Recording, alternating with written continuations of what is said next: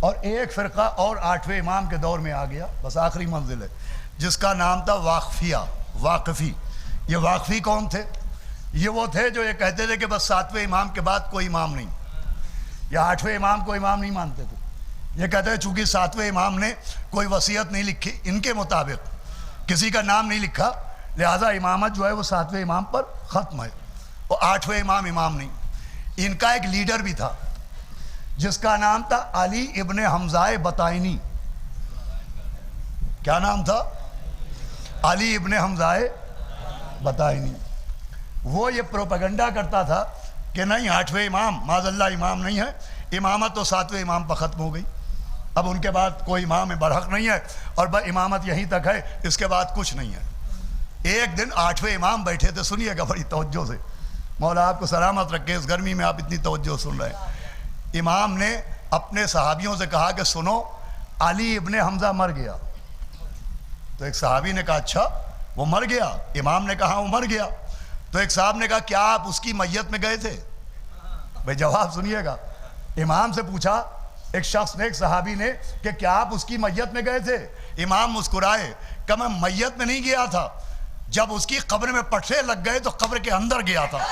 امام نے کہا جب قبر میں پٹھے لگ گئے تو میں اس کی قبر کے اندر گیا۔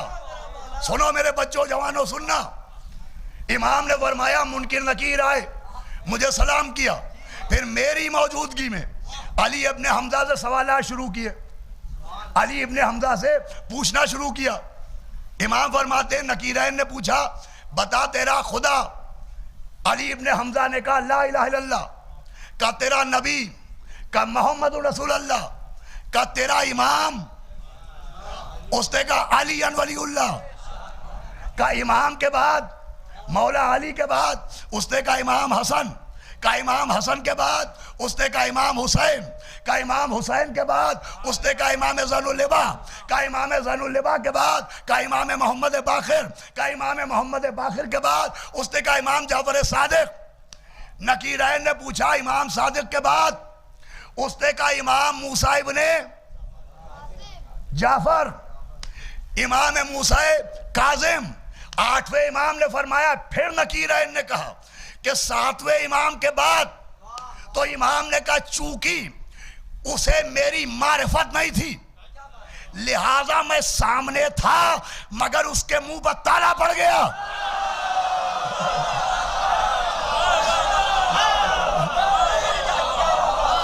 کہ اس کی زبان پر تالا پڑ گیا، وہ میرا نام نہ لے پایا۔ کہ جیسے ہی اس نے میرا نام نہیں لیا، نکیرین نے ہاتھ جوڑے کہ حضرت اب آپ قبر سے باہر جائیں تاکہ اس کی قبر کو ہم جہنم بنائیں۔ کس کی بات ہے؟ جس نے 7 کے 7 اماموں کو مانا، صرف 8ویں کو نہیں مانا، تو اس کا یہ انجام ہوا۔ مجھے پوچھنے دیجئے جو 8ویں علی کو نہ مانے اس کا یہ حشر ہے، تو جو پہلے علی کو نہ